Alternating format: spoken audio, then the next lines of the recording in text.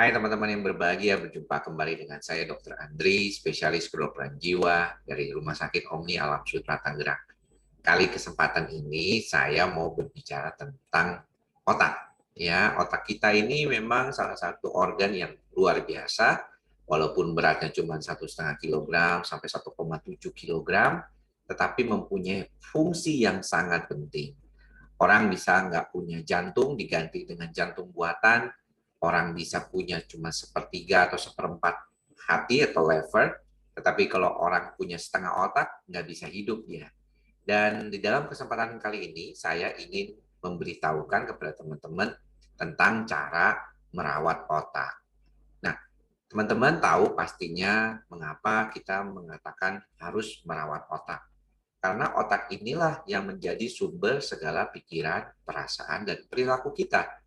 Jadi kalau teman-teman tanya, dari mana sumbernya saya cemas? Itu sumbernya dari otak kita. Dan otak kita inilah yang mempunyai problem nantinya kalau misalnya berkaitan dengan kecemasan. Sehingga kalau misalnya saya berikan obat buat pasien, pastinya tujuannya untuk menyasar otak itu agar jauh lebih stabil. Nah, menariknya adalah banyak dari kita tidak menyadari nih. Salah satunya adalah dengan cara melindungi otak itu dengan baik. Pertama, dari secara fisik, ya. Contohnya apa? Teman-teman kalau naik motor jangan lupa pakai helm, ya. Helmnya yang harus benar-benar melindungi kalau misalnya teman-teman jatuh. Tapi kalau misalnya cuma 100 meter, 150 meter, masa dok pakai helm? Tetap ya pakai helm. Saya itu dulu juga naik motor ya teman-teman, dan selalu membiasakan diri untuk membantu diri saya supaya saya tuh terlindung ya dari segala macam hal-hal seperti itu. Jadi kalau saya ditanya, apakah memang dulu dokter juga pakai helm? Ya pakai helm dong, udah jelas gitu kan. Yang kedua adalah kita belajar untuk mengelola supaya otak kita ini tidak banyak mengalami suatu problem dari luar. Polusi ya itu salah satunya. Jadi kalau sekarang memang kan pakai masker.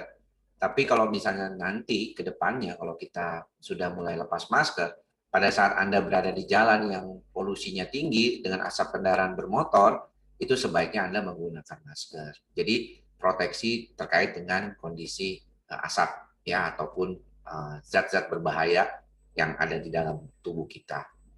Itu supaya tidak terlalu menumpuk banyak ya, dan dengan cara supaya mengurangi timbunan itu ya jangan pakai barang-barang yang aneh-aneh ya. Jadi jangan pakai segala hal-hal yang nggak benar, kosmetik ya terutama yang mengandung, misalnya dulu tuh mengandung logam berat, ada tuh dulu ya, air raksa gitu ya. Sekarang sih udah nggak ada ya, tapi kayaknya ada juga tuh yang masih.